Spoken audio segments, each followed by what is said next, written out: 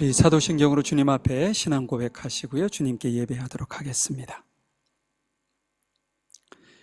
나는 전능하신 아버지 하나님 천지의 창조주를 믿습니다.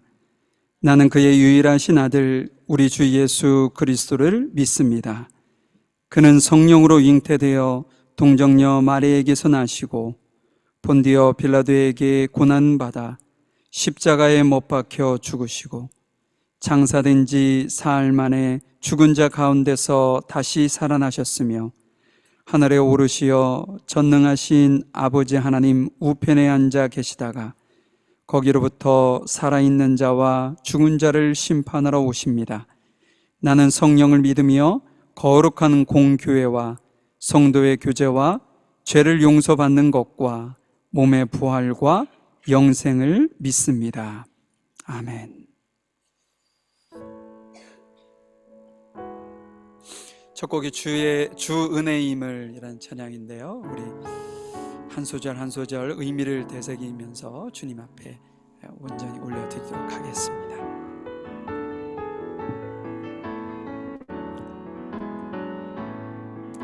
주 나의 모습 보네, 상한 나의 맘 보시네. 주 나의 눈물 안에 홀로 울던 맘 아시네. 주 사랑 내게 있네, 주 사랑 내게 있네. 그 사랑이 날 채우네. 주 은혜 내게 있네. 그 은혜로 날 세우네. 세상 소망 다 사라져가도 주의 사랑은 끝이 없으니 살아가는 이 모든 순간이 주 은혜임을 나는 믿네. 다시 한번 찬양합니다. 주 나의 모습 보네, 주 나의 모습 보네. 상한 나의 맘 보시네. 주 나의 눈물 안에 홀로 울던 맘 아시네. 주 사랑 내게 있네, 주 사랑 내게 있네. 그 사랑이 날 채우네. 주 은혜 내게 있네. 그 은혜로 날 세우네. 세상 소망 다 사라져가도 주의 사랑은 끝이 없으니 살아가는 이 모든 순간이 주 은혜임을 나는 믿네. 세상 소망 다 사라져가도 주의 사랑은 끝이 없으니 살아가는 이 모든 순간이 주 은혜임을 나는 믿네. 아멘. 다음 곡이 행복이라는 찬양입니다. 우리의 삶이 우리의 기준으로 봤을 때 여기서 고백되어지는 것처럼 그렇게 화려하지 않고 많은 사람들의 눈에 띄지 않을지라도 우리가 주께서 주신 그 은혜에 감사하고 주님과 동행하는 그 모습으로 우리의 삶이 행복함을 주님 앞에 이 시간 고백했으면 좋겠습니다.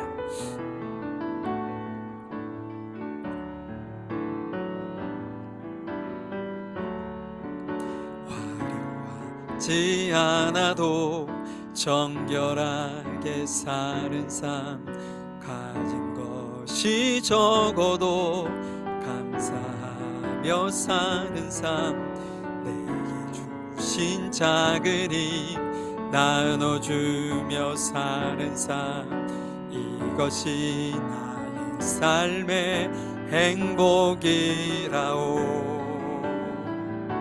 이것이 행복이라오. 세상은 알 수 없는 하나님 선물, 이것이 행복이라오. 하나님의 자녀로 살아가는 것, 이것이 행복이라오. 다시 한번 전합니다. 눈물 날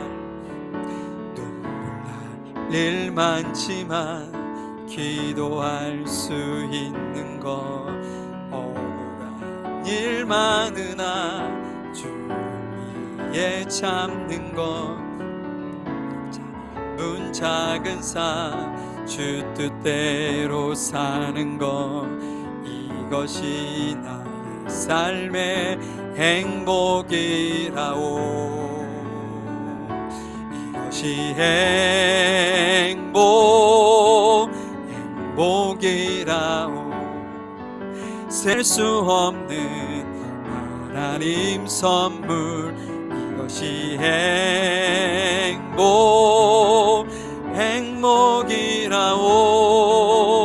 하나님의 자녀로 살아가는 것, 이것이 행복이라오. 아멘. 마지막 곡 하나님의 부르심이라는 찬양 부르시고요, 우리 함께 이곳에서 주님을 함께 예배할 수 있는 우리 공동체를 위해서 함께 기도하셨으면 좋겠습니다. 특별히 몸이 안 좋은 우리 형제 자매들을 위해서, 생각나시는 분들을 위해서 하나님께 기도하셔서 하루속히 회복이 되어 건강한 모습으로 함께 주님 앞에 연합하여 드릴 수 있도록 위해서 함께 기도하셨으면 좋겠습니다. 그리고 교회를 위해서, 그리고 지금 라오스에서 선교하시는 우리 한미아 선교사님을 위해서 함께 기도하는 시간 갖도록 하겠습니다.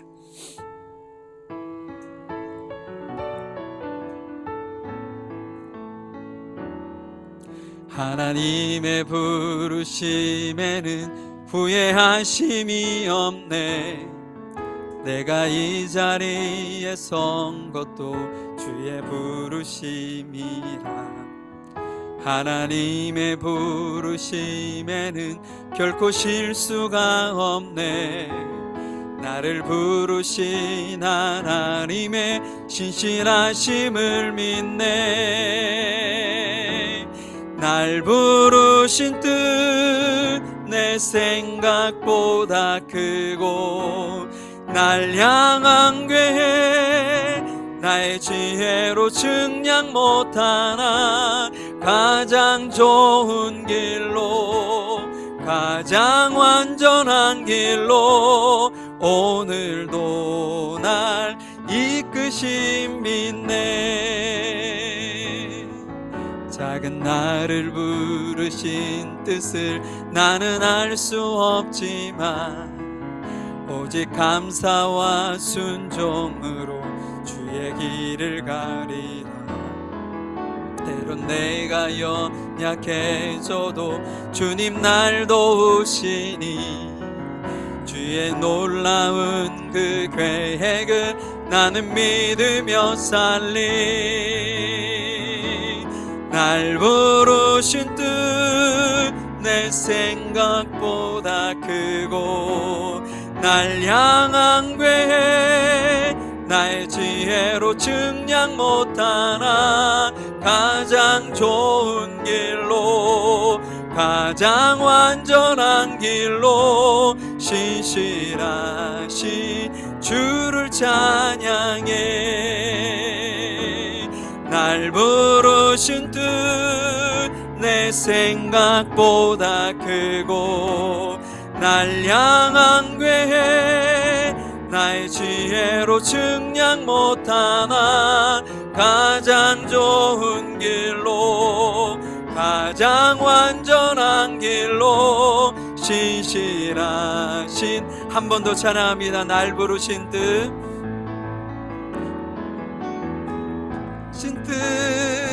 내 생각보다 크고 날 향한 계획 나의 지혜로 측량 못하나 가장 좋은 길로 가장 완전한 길로 신실하신 이 시간 우리 통성으로 주님 앞에 기도하도록 하겠습니다. 아버지 하나님, 주님의 귀하신 은혜 감사합니다. 이 시간도 주님 앞에 우리가 마음과 생각과 뜻과 정성을 모아 한자리에 모여 주님을 예배하며 주께 영광 돌릴 수 있는 귀한 은혜를 허락하시신 주님 앞에 진실로 감사함을 드립니다. 이 시간 온전히 귀한 우리 물가의 심경교회 공동체를 위해 기도합니다.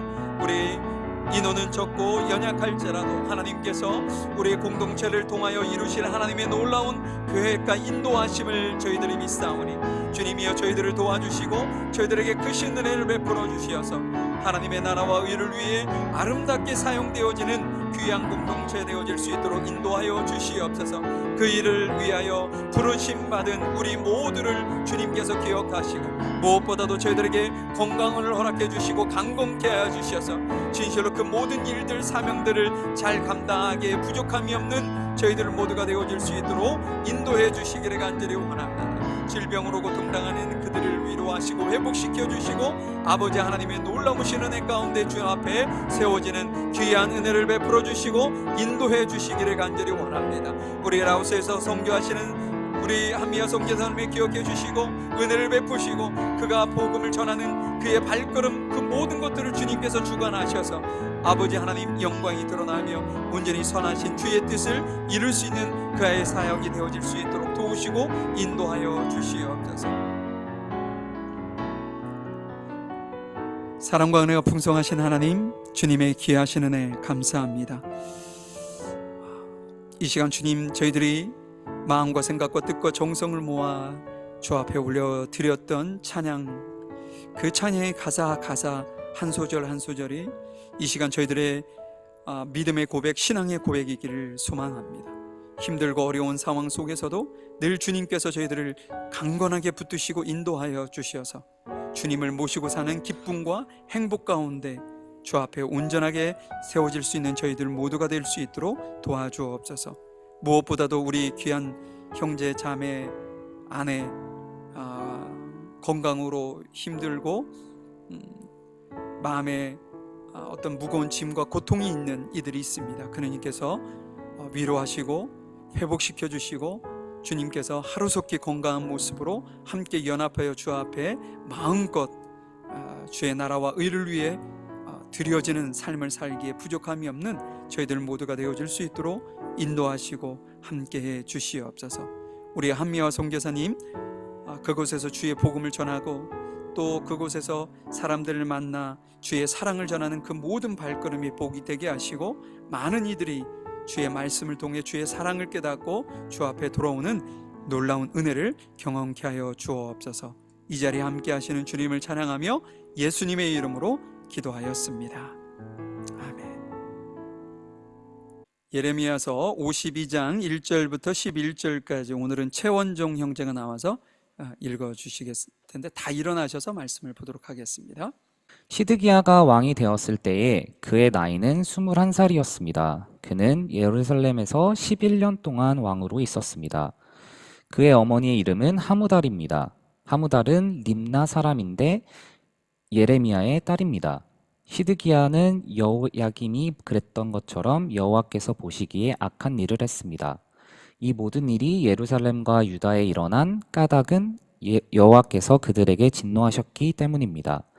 여호와께서 마침내 그들을 그 앞에서 내쫓으셨습니다. 시드기야가 바벨로니아 왕에게 반역했습니다. 그러자 바벨로니아 왕 느부갓네살이 온 군대를 이끌고 예루살렘으로 쳐들어왔습니다. 그때는 시드기야가 왕으로 있은 지 9년째 되는 해의 10번째 달인 10일이었습니다. 느부갓네살은 성을 에워싸고 성을 공격하기 위해 흙 언덕을 성 둘레에 쌓았습니다. 성은 시드기야가 왕으로 있은 지 11년째 되는 해까지 포위되어 있었습니다. 넷째 달 9일이 되자 성 안에 굶주림이 심해져서 먹을 것이 하나도 없게 됐습니다. 때맞추어 성벽도 뚫리고 말았습니다.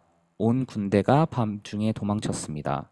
그들은 왕의 정원 곁에 있는 두 성벽 사이의 성문길로 빠져나가 요단 골짜기 쪽으로 도망쳤습니다.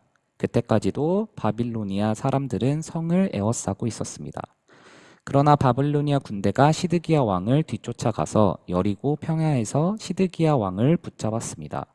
시드기야의 온 군대는 그를 버리고 뿔뿔이 흩어졌습니다. 바빌로니아 군대가 시드기야 왕을 사로잡아서 하맛 땅 림나에 있는 바빌로니아 왕에게 끌고 갔습니다. 바빌로니아 왕이 시드기야를 신문했습니다. 바빌로니아 왕은 림나에서 시드기야가 보는 앞에서 그의 아들들을 죽였습니다. 그리고 유다의 모든 신하들도 림나에서 죽였습니다. 그런 다음에 시드기야의 눈을 뽑고 그의 몸을 쇠사슬로 묶은 뒤 그를 바벨론으로 끌고 갔습니다. 바벨로니아 왕은 시드기야가 죽는 날까지 그를 옥에 가두었습니다. 우리 주일학교를 위해서 잠시 기도하도록 하겠습니다. 하나님 감사합니다. 저희들에게 허락해 주신 귀한 자녀들을 위해서 이 시간 주님 앞에 기도합니다.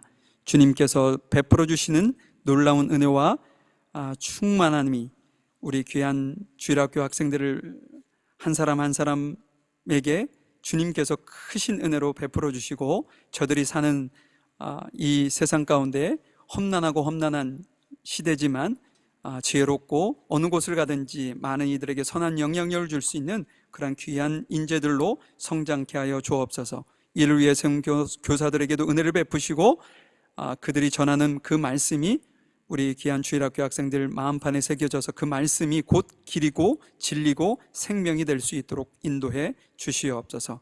우리 주일학교가 더욱더 주 안에서 크게 주의 말씀으로 풍성하게 부흥하는 귀한 주일학교가 될 수 있도록 주님께서 도우시고 함께 하시기를 간절히 소망하며 사랑 많으신 예수님의 이름으로 기도하였습니다.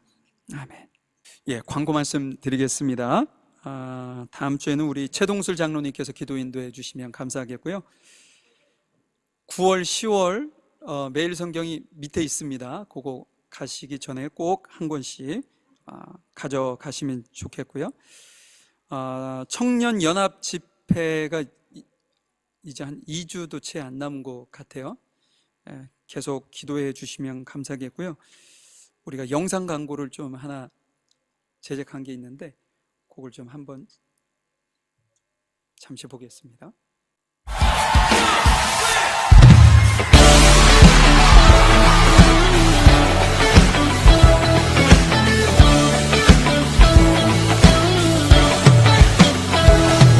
하늘 끝에 서 있는 우리 한데 모아주신 주님, 선하신 손길로 보살펴 주시네. 당신 품 안에서 용서와 사랑 가르치신 주님, 아버지 당신 같은 분은 없네. 이 날 주의 날 기쁨과 웃음 가득한 우리를 이끌어주신 당신 찬양해. 이 날은 주의 날 우리 살리신 주님, 내 마음에 당신의 직세우시네.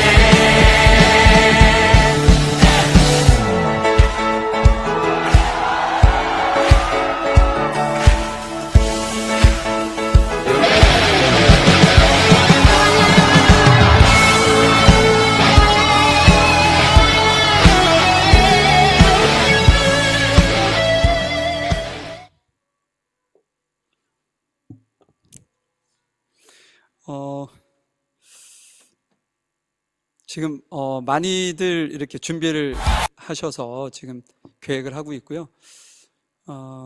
많은 인원이 모일 수 있는 장소가 우리 오클랜드에 몇 되지 않아서 주차 때문에 우리 이번에도 한인교회에서 하기로 결정을 했거든요.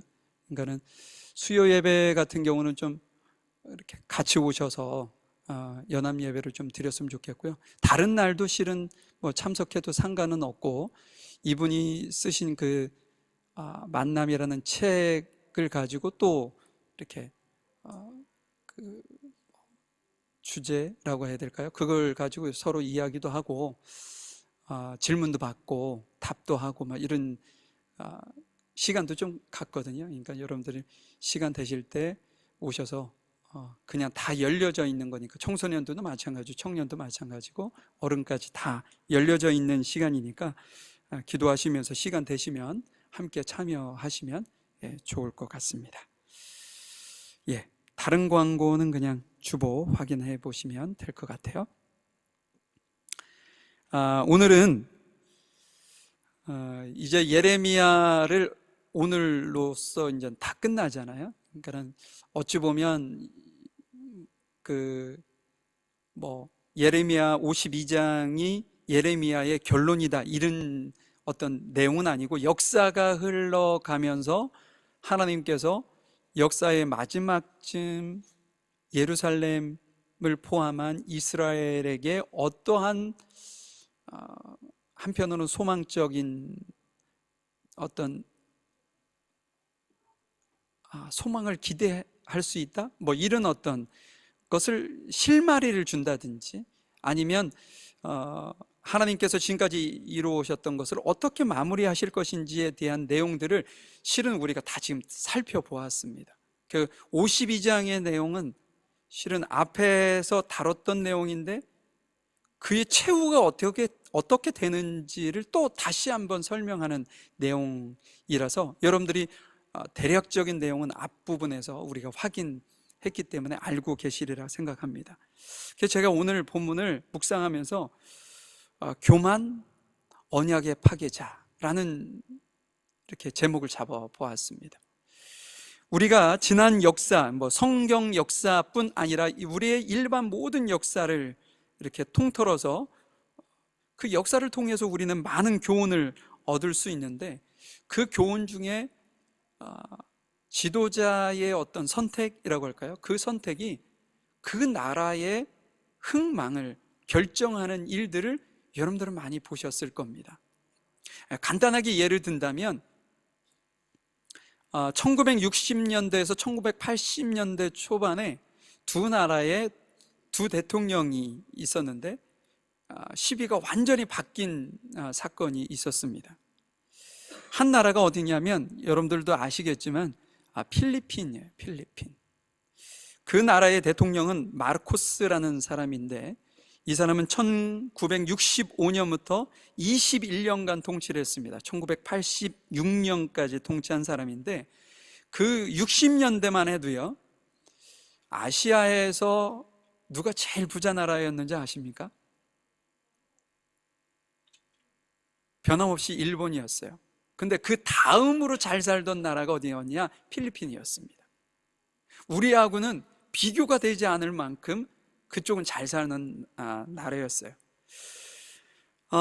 그 마르코스라는 대통령이 선출된 이후에 처음에는 경제적으로 괜찮은 나라니까 이걸 현대화해야 되겠다라는 그 어떤 포부를 가지고 열심히 노력한 건 맞아요. 그런데 이 대통령이라는 게 임기가 있잖아요. 그러니까 몇 년이 지난 이후에 그에게 이제 야심이 들어가기 시작한 거죠. 내가 이거 한번 끝나고 대통령직에서 내려오는 것이 내가 허락이 안 된다는 거죠. 이제 욕심이 생긴 거죠.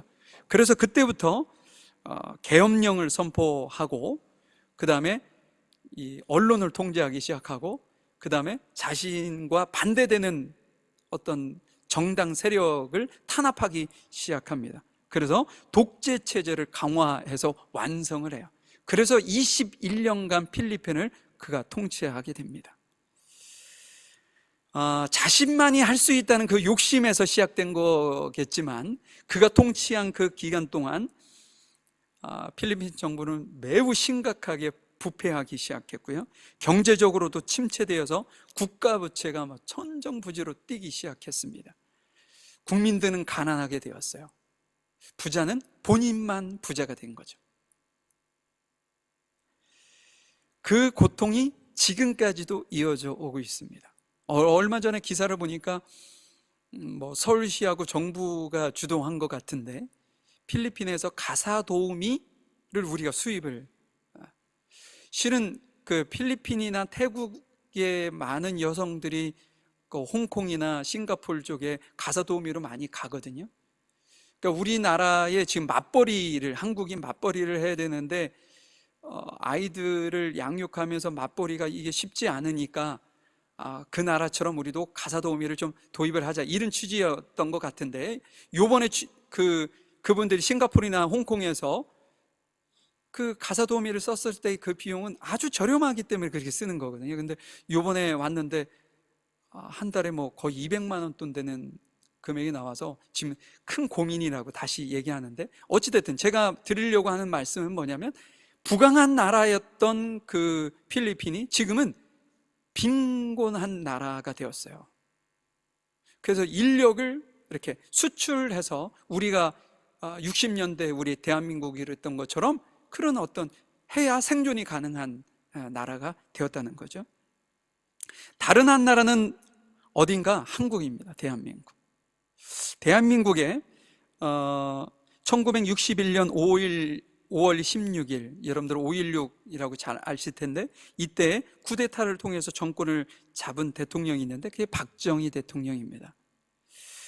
그가 통치를 몇 년간 했느냐? 그도 18년간 했어요. 공통점은 독재였다는 거죠. 그 기간 동안 많은 국민들을 억압하고 통치한 것은 그 마르코스 대통령이나 박정희 대통령이나 똑같습니다.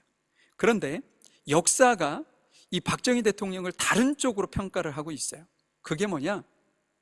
그가 취임한 이후에 많은 기간 동안 장기 집권을 하기 위해서 많은 법안도 바꾸고 그렇기는 했지만, 전쟁으로 인해서 6.25 전쟁을 통해서 폐허가 된, 그리고 자원도 하나도 없는 그 나라를 회복시키기 위해서 그가 도입한 산업화, 여러분들 새마을운동 그런 거 잘 아실 텐데, 지금 새마을운동이 수출이 되더라고요, 도리어. 그런 것을 통해서 어떤 경제를 크게 성장시킨 것에 대해서 한국의 좌나 우나 동일하게 그것을 큰 업적으로 평가를 하더라고요. 필리핀보다 아주 못 살던 대한민국이 지금은 경제규모 9위, 10위, 11위 거기를 왔다 갔다 하는 경제 대국이 되었습니다. 여러분, 제가 누군가를 비화하려고 하는 그것이 아니라요, 지도자의 선택이 그 나라의 흥과 어떤 망할 수도 있고 흥하게 할 수도 있다는 이야기를 지금 드리려고 하는 겁니다. 왜 이런 이야기를 제가 하는가? 오늘 본문에 나오는 시드기야 왕이 실은 이스라엘 나라에 그의 선택으로 인해서, 이게 원래는 회복이 될 수 있는 기회도 있었음에도 불구하고 이스라엘이 완전히 망해버린 사건이기 때문에 제가 그런 예를 들어드렸던 겁니다. 여러분, 이스라엘은요, 한때 다윗, 솔로몬을 이어서 그 주변 그 많은 나라의 두려움의 대상이었어요. 그만큼 엄청난 강대국을 이루었던 그 나라가 지도자들의 교만과 또한 거듭된 하나님의 말씀에 반하는 결정, 선택을 통해서 그들은 이 이방인 나라에 완전히 멸망하는, 하나님을 온전히 섬겨야 되는 그 성전조차도 불에 타버리는 그런 수모를 겪게 되었던 거죠. 누구의 잘못된 선택이요? 지도자들의 교만한 마음과 잘못된 선택을 통해서 이스라엘 나라가 그렇게 되었다는 거죠. 오늘 우리는 이 말씀 앞에서 또 우리가 살펴봤던 이 내용을 다시 한번 우리가 살펴보면서 그 지도자들의 잘못된 선택을 했던 그 지도자의 끝은 어떤지, 그리고 그 모습을 통해서 우리는 무엇을 배울 수 있는지를 한번 좀 간단하게 살펴보려고 합니다. 우리 다시 한번 오늘 본문으로 돌아와서 2절 말씀을 볼까요? 2절 말씀을 보면 시드기야는 여호와김이 그랬던 것처럼 여호와께서 보시기에 악한 일을 했습니다. 여호와김이 그랬던 것처럼 시드기야 왕도 동일하게 그랬다. 그러면 하나님께서는 시드기야의 어떤 모습을 악하게 보셨을까요? 어떻게 했길래 그 왕의 모습을 악하게 하나님께서는 보셨을까? 이제 간단하게 생각한다면 우리가 지금까지 계속 살펴보았던 것처럼 하나님께서 예레미야를 통해서 그들에게 경고의 메시지를 주잖아요. 근데 그 경고의 메시지를 그들이 들었음에도 불구하고 그 말씀을 무시합니다. 그리고 자신의 뜻대로 결정하고 판단하고 그 결정과 판단에 따라서 그렇게 밀고 갔던 것이죠.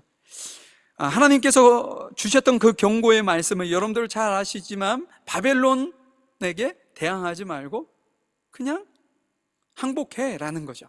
항복해. 그들의 굴복 안에 그냥 순복하고 살아라, 이 이야기를 하고 있잖아요. 근데 여러분, 실은 그렇게 하는 것이 우리에게는, 그들에게는 자존심 상하는 일일 수 있고, 어떻게 독립을 위해서 싸워야지 그럴 수 있느냐 이렇게 생각할 수 있지만, 그것이 하나님의 뜻인 이유는 지금 이스라엘 백성들이 그렇게 고통당하는 것이 뭐에 대한 대가요? 그들이 저지른 하나님의 말씀을 지키지 아니하고 우상을 섬겼던 그 죄의 대가를 치르고 있는 것이기 때문에 그렇다는 거죠. 그래서 하나님께서 정하신 그 기간을 채워야 돼.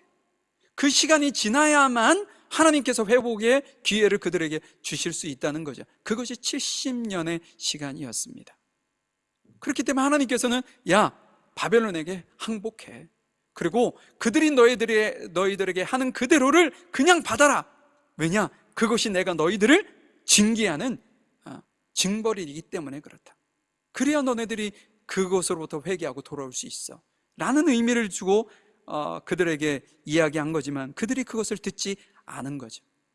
그들은 도리어 이집트에게 손을 벌리고 같이 우리 동맹으로 바벨론을 치자 막 이렇게 된 겁니다. 결국은 바벨론도 마찬가지고 바벨론이 애굽도 마찬가지고 이스라엘까지 완전히 초토화시키는 일이 벌어지게 된 거죠. 철저히 하나님의 말씀을 무시하고 하나님의 주권을 인정하지 아니하고 자신들이 교만해요 자신들의 생각과 결정대로 판단하고 결정했던 시드기야 왕의 모습인 거죠. 잠언서 16장 18절부터 보면 교만은 파멸의 선봉장이고 거만한 마음은 넘어짐의 앞잡이다 라고 말씀을 하고 있어요. 우리가 지난 역사를 통해서 교훈을 얻을 수 있는 것 중에 하나가 뭐냐면 모든 문제의 발단은 교만으로부터 시작된다는 거예요. 이스라엘 백성들의 역사를, 성경 역사를 보아도 그렇게 이야기합니다. 여러분, 교만이 뭐라고 했죠? 우리가 일상적으로 사용하는 교만과 성경에서 말하는 교만이 조금 틀리다고 그랬죠. 지난주에 교만은 뭐라고 했죠? 하나님의 주권을 인정하지 않는 게 교만이라고 했어요. 그러니까 이스라엘 백성들이 지금 교만했다는 것은 하나님의 주권을 인정하지 않았다는 거죠. 그러면 우리의 삶 속에서 하나님의 주권을 인정하지 않았을 때 나타나는 모습은 어떤 모습일까? 내가 하나님의 주권을 인정하며 살아가는지 아니면 그렇지 않은지를 어떻게 내가 평가할 수 있을까? 나 스스로를. 그거 어렵지 않습니다, 여러분. 내가 내 자신의 어떤 욕심이나 욕망을 최우선으로 두고 내가 살고 있지는 않은지 한번 살펴보시면 돼요. 욕심 없이 살지 않는 사람이 어디 있겠어요? 실은 먹는 것도 욕심이죠. 식욕이라고 하잖아요. 기본적인 욕심은 하나님께서 우리에게 주셨다는 거죠. 그래야 우리가 살 수 있는 겁니다. 그런데 여기서 얘기하는 이것은 그것을 가장 최우선시에 두고 사는 것은 그건 교만이라는 거죠. 하나님의 주권을 인정하지 않는 거라는 겁니다. 우리에게 가지고 있는 뭐 돈이 됐든 명예가 됐든 소유가 됐든 그것을 하나님보다 더 사랑하는 태도를 가지고 내가 살고 있지는 않은지, 내 인생 최고의 목표가 예를 들어서 돈을 버는 거라든지 말이죠. 지금 요즘 젊은 친구들이 다 그렇게 생각을 하고 있는 것 같아요. 하나님과의 어떤 영적인 관계가 이렇게 이렇게 좀 침체되었다고 할까요? 그럼에도 불구하고 내가 신앙생활하는데 전혀 불편하지 않아. 이것도 한번 생각해 봐야 될까요? 자신의 행동과 결정의 기준이 무엇이고 누구인지도 한번 판단해 보시면 압니다. 내가 진로를 결정한다든지 직장을 결정한다든지 아니면 무엇을 하든지 그 결정에만 있어서 철저하게 내 어떤 생각과 판단으로 하는지, 아니면 그 문제를 놓고 먼저 우리의 주권자이신 주님 앞에 기도해서 응답받기를 이렇게 기대하면서 결정하는지, 이것만 보아도 우리가 하나님의 주권을 인정하지 않는지 인정하는지를 확연하게 알 수 있다는 거죠. 시드기야의 그 모습을 보았어요. 왜 하나님께서 시드기야를 교만하게 주권을 인정하지 않는 사람으로 봤느냐 하면, 지난번에 우리가 시드기야 다룰 때도 말씀을 드렸지만, 그는 어떻게 해요? 철저히 자기의 욕심과 욕망을 위해 산 사람이었어요. 또한 그는요, 자신의 어떤 명예와 자신의 어떤 지위를 하나님보다 더 소중하게 생각했고요, 그 다음에 영적인 분별력과 판단력을 잃은, 그러니까 하나님과의 관계가 깨어진 사람이었다는 거죠. 그렇기 때문에 그의 어떤 행동과 판단과 결정을 하나님께서는 악하게 보실 수밖에 없었던 거예요. 자, 한번 4절부터 말씀을 볼까요? 그러자 바벨로니아 왕 느부갓네살이 온 군대를 이끌고 예루살렘으로 쳐들어왔습니다. 그때는 시드기야가 왕으로 있은 지 9년째 되는 해에 10번째 달 10일이었습니다. 느부갓네살은 성을 에워싸고 성을 공격하기 위해 흙 언덕을 성 둘레에 쌓았습니다. 이게 실은 예전에 이렇게 높은 성을 공격하기 위해서는 할 수 있는 방법이 뭐예요? 사다리를 놓고 이렇게 올라가잖아요. 우리 사극 그런 거 보면, 그러면 그 위에서 화살도 쏘고 돌도 던지고 뜨거운 물도 붓고 기름도 붓고 이러잖아요. 그런 것처럼 그 당시에도 예루살렘은 상 중턱에 있는 그 성이기 때문에 더더군다나 이게 성을 넘기가 쉽지 않았던 거죠. 그래서 어떻게 해요? 바깥에 흙으로 쌓기 시작하는 거예요. 그러니 이게 하루 이틀에 되겠어요? 긴 시간이 걸렸겠죠. 그래서 토성을 쌓아서 무엇보다 더 높게요? 예루살렘 성벽보다 더 높게 바깥을 흙으로 쌓기 시작하는 겁니다. 둘레를. 그러면 어때요? 이제는 우리가 밑에서 공격하던 사람들이 위에서 공격할 수 있고, 그것을 하면 성을 자연스럽게 넘을 수 있는 구조가 되기 때문에 지금 그렇게 토성을 쌓았다라고 얘기하는 거죠. 5절 보면 성은 시드기야가 왕으로 있은 지 11년째 되는 해에 포위되어 있었습니다. 때까지, 그러니까 9년 때부터 11년이니까 3년 동안 그 토성을 쌓기 시작한 거예요. 그리고 6절, 넷째 달 9일이 되자 그 성 안에 굶주림이 심해져서 먹을 것이 하나도 없게 되었습니다. 그들이 토성을 쌓는 여러 가지 이유가 있는데 시간이 들여도 그것이 아주 완벽한 방법이다라고 생각하는 것은 뭐냐면, 실은 이게 외부와 차단이 되면 먹을 것이 없게 되겠죠. 식수도 문제가 되고 먹을 것도 문제가 되는데, 지금 바벨로니아 군대가 그런 방법을 쓴 겁니다. 너네들이 스스로 기어 나오도록 만들어주겠다 라고 3년 동안 기다리게 되었던 거죠. 여러분, 왕의 역할은 뭔가요? 백성들을 보호하는 게 1차적인 어떤 책임이죠, 왕으로서.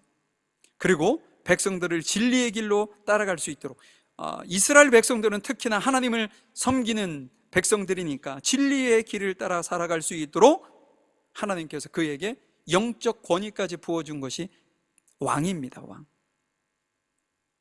그러나 그의 잘못된 판단이 백성들을 지금 죽음의 길로 몰아는 거예요. 그러니까 1차적인 책임도 그가 감당하지 않았어요. 두 번째는 지금 굶주려 죽게 되는 상황까지 연출이 됐고요. 하나님의 보호하심을 이렇게 받을 수 없는 길 잃은 양처럼 그를 만들어 놓게 되었다는 거죠. 이렇게 영적 지도자의 잘못된 선택과 판단이 지금 이스라엘 백성들을 지금 사지로 몰아가게 되었던 겁니다. 자, 7절 말씀 볼까요? 그러자 바벨로니아 왕 느부갓네살이 온 군대를 이끌고 예루살렘으로 쳐들어왔습니다. 지금 바벨론 군대가 쳐들어와 있는 거 아닌가요? 처음부터 그들이 계획했던 것은 뭐냐? 시간을 두고 전쟁을 할 생각을 했던 거예요. 그래서 바벨로니아 그 왕은 지금 바벨로니아에 그냥 있었던 거예요.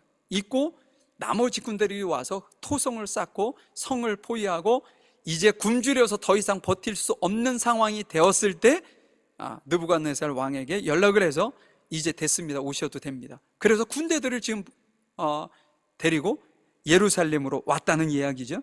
때 맞추어 성벽도 뚫리고 말았습니다. 온 군대가 밤중에 도망쳤습니다. 그들은 왕의 정원 곁에 있는 두 성벽 사이에 성문길로 빠져나가 요단 골짜기 쪽으로 도망쳤습니다. 그때까지도 바벨로니아 사람들은 성을 에워싸고 있었습니다. 그러나 바벨로니아 군대가 시드기야 왕을 뒤쫓아가서 여리고 평야에서 시드기야 왕을 붙잡았습니다. 시드기야의 온 군대는 그를 버리고 뿔뿔이 흩어졌습니다. 그 시드기야 왕이 그 어떤 해야 하는 자기의 어떤 책임을 다하지 못하고 지금 위기의 상황 속에서 그가 했던 행동은 뭐냐? 백성들을 버리고 지금 도망간 겁니다. 살기 위해서, 자기만 살기 위해서 지금 도망가다가 여리고에서 잡혀가지고 지금 끌려오게 되는데, 자 10절부터 볼까요? 바벨로니아 왕은 림나에서 시드기야가 보는 앞에서 그의 아들들을 죽였습니다. 지금부터 그의 눈으로 볼 수 있는 상황에서 최악의 상황을 지금 바벨로니아가 연출하는 것 같아요. 아버지 앞에서 자식들을 지금 죽입니다. 두 번째는요, 그리고 유다 모든 신하들을 림나에서 죽였습니다. 누가 보는 앞에서요? 왕인 시드기야 왕이 보는 앞에서 그렇게 다 죽였어요. 그런 다음에 이제 볼 것이 없게 되자 어떻게 해요? 그의 눈을 뽑아 바벨론으로 끌고 갔다. 그리고 그를 감옥에 가둬두고 그가 죽는 때까지 그곳에서 나오지 못하게 했다. 이것이 어떤 교만한 지도자, 하나님의 주권을 인정하지 아니하고 자신의 뜻과 생각대로 살았던 그 지도자의 어떤 선택이 하나님께서 그들에게 주셨던 그 언약을 단절시키고 자신의 채우는 아주 어찌 표현할 수 없을 만큼 참담한 상황의 결말을 맺게 만들었다는 거죠. 여러분, 하나님께서는 원래 언약을 주셨어요. 야, 너네들이 그렇게 하면 내가 너네들 이렇게 해서 회복시킬 거야. 이것이 하나님의 언약의 말씀이었죠. 그러나 교만한 이들은 그게 들리지 않는 거예요. 내가도 할 수 있는데 굳이 하나님 앞에 내가 그렇게 의존적으로 할 필요가 없는데 하나님 도움 없이도 내가 모든 걸 다 할 수 있다고 생각을 했던 거죠. 그래서 하나님께서 주셨던 그 언약이 파괴되도록 만드는 것이 교만한 자의 모습입니다. 그러면 여기서 우리가 이 말씀을 통해서 분명하게 우리가 생각하고 우리의 삶 속에서 적용해야 되는 부분이 있어요.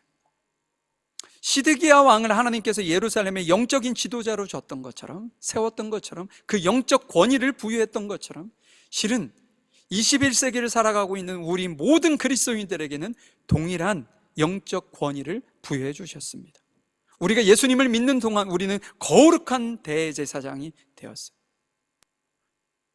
그래서 어느 곳에든지 어떤 상황에서든지 그곳에서 하나님과 직접 대면할 수 있고 만날 수 있고 그분께 우리의 뜻을 구할 수 있는 존재들이 되었다는 거죠. 예전에는 어땠어요? 성전 안에 대제사장들만 들어갈 수 있었잖아요. 그러나 이제는 우리가 제사장이 되어서 하나님께 직접 나아갈 수 있는 대상이 되었다. 그러면 여러분들이 지금 살고 있는 현실로 돌아가셔야 되죠. 가장 우리가 이렇게 많이 거주하는 곳이 어디예요? 가정이죠. 가정. 가정에서는 하나님께서 우리에게 영적 권위를 부여해서 어떤 이는 아버지로, 엄마로, 남편으로, 아내로, 자녀로 저희들에게 그 자리에 영적 권위를 부여해서 있게 하셨습니다. 직장 생활도 마찬가지죠. 내가 사업을 한다면 오너로서의 영적, 하나님께서 부여주신 영적 권위를 가지고 그 어떤 사업장을 운영해야 하는 거죠. 그곳에서 직장 생활하는 직원으로 일하는 그들 또한 하나님께서 주셨던 그 영적 권위를 가지고 그곳에서 성실하게 직원으로서 일을 하는 거죠. 교회도 마찬가지입니다. 교회 안에도 어떤 이는 장로로, 어떤 권사로, 집사로, 성도로 하나님께서는 영적 권위를 부여해 준 이들로 모인 공동체가 교회입니다.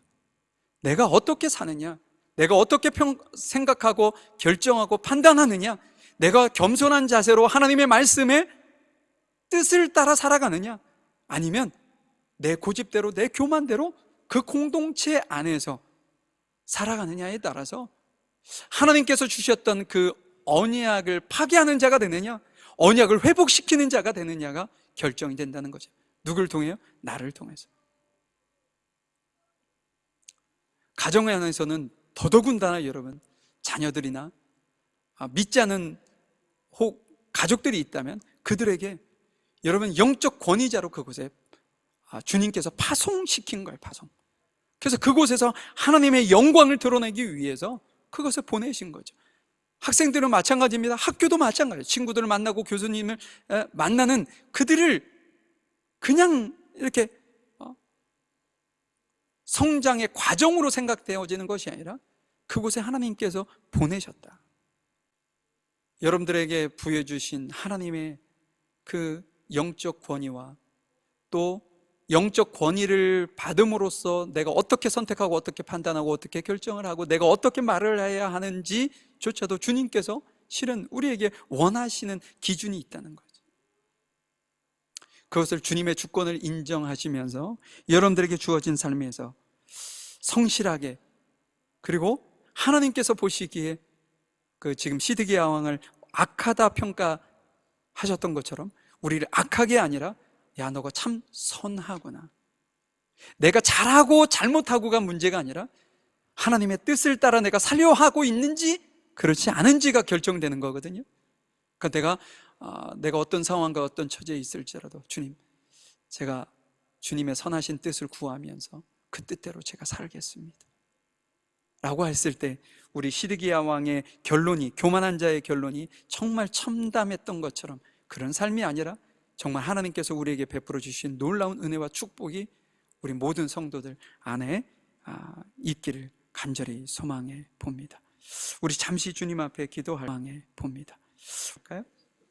주님께서 많은 무리 가운데, 많은 나라 가운데, 많은 민족 가운데 이스라엘이라는 나라를 택하셔서 하나님의 거룩한 백성이요 또 세상 가운데 주님의 하나님의 살아계심을 드러내야 하는 그런 영적 권위가 부여된 민족으로 주님께서 선택하고 부르셨지만 그들이 교만하여 하나님의 주권을 인정하지 아니하고 자신의 뜻대로 자신의 생각대로 살았을 때 그의 삶은 너무나도 참담하게 힘들고 어려운 상황으로 놓여졌던 것을 우리는 시드기야 왕을 통해서 보게 됩니다. 주님, 저희들을 주님께서 보내시고 세우신 그 자리에서 제가 우리가 어느 곳에 어떤 생업을 위해서든 또한 가정 안에서의 어떤 위치에 있든 주님께서 저희를 그곳에 보내신 그 뜻을 저희들이 깊이 있게 깨닫고 알면서 그곳에서 하나님의 살아계심을 드러낼 수 있는 영적 권위를 가진 자로서의 어떤 거룩한 모습으로 우리의 삶을 살아낼 수 있는 우리 귀한 성도들 될 수 있도록 인도해 주시옵소서.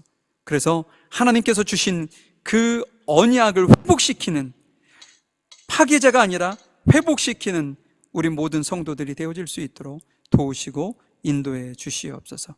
이 자리 이곳에 저희들과 함께 하시는 하나님을 찬양하며 사랑 많으신 예수님의 이름으로 기도하였습니다. 아멘. 우리 찬양 들으시고요. 준비하신 예물 주님께 드리도록 하겠습니다.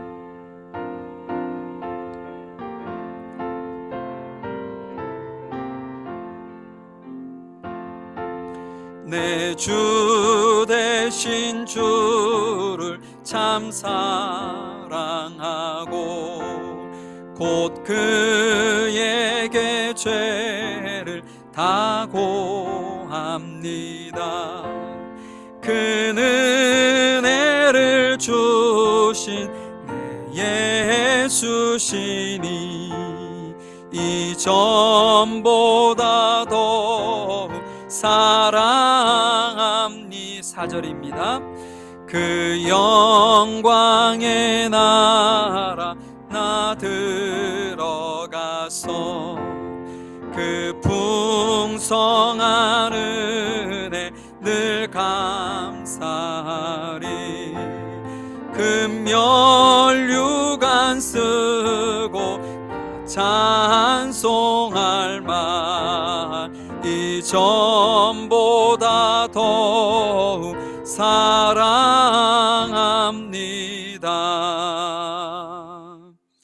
하나님 감사합니다. 이 시간 주님 앞에 예배하면서 우리의 마음과 생각과 뜻과 정성을 모아 주님 앞에 귀한 예물을 드리는 성도들 가정을 주님 은혜를 주시고 축복해 주셔서 그들의 삶이 더욱더 풍성함이 있게 하시고 하나님께서 베풀어 주시는 놀라운 은혜가 하늘의 신령한 복과 땅에 기름진 것이 끊어지지 않도록 날마다 샘솟듯 그들의 삶에서 풍성함이 유지되도록 주님께서 은혜를 주시고 축복해 주시기를 간절히 원합니다. 이 예물이 사용되어지는 곳곳마다 생명을 살리는 곳에 귀하게 쓰임받을 수 있도록 저희들이 절제하고 또한 더욱더 신중하게 사용하고 처리할 수 있도록 주께서 도우시고 인도해 주시기를 간절히 원합니다. 오늘도 귀한 성도들을 사랑하는 심정으로 식사를 준비한 성도들이 있습니다. 그들을 축복하시고 그들이 준비하는 기간 동안 기도하는 마음으로, 사랑하는 마음으로, 섬기고자 하는 마음으로 했던 그 마음 중심이 헛되지 아니하도록 인도하시고 그 가정에 놀라운 은혜와 축복하심이 있을 뿐 아니라 이것을 함께 나누는 모든 성도들 안에도 동일한 은혜로 축복해 주시옵소서. 지금은 우리 주 예수 그리스도의 크신 은혜와 아버지 하나님의 무한하신 사랑하심과 성령님의 인도하시고 내주하시고 교통하심이 축복에 하나님께서 주셨던 그 언약의 축복이 회복되는, 나 한 사람을 통해서 내가 어느 곳에 속하든지 나를 통해 회복되어지는 기적을 경험하기를 원하는 모든 성도들 머리 위에와 이들의 가정과 사업장, 일터 위에, 학업 위에 지금부터 영원히 함께 하시기를 간절히 축원하옵나이다.